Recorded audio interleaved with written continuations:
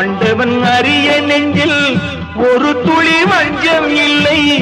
அவனன்று எனக்கு வேறு ஆறுதல் இல்லை.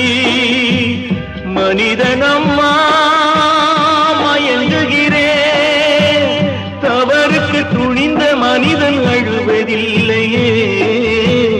தவறியும் வானம் மண்ணில் விழுவதில்லையே.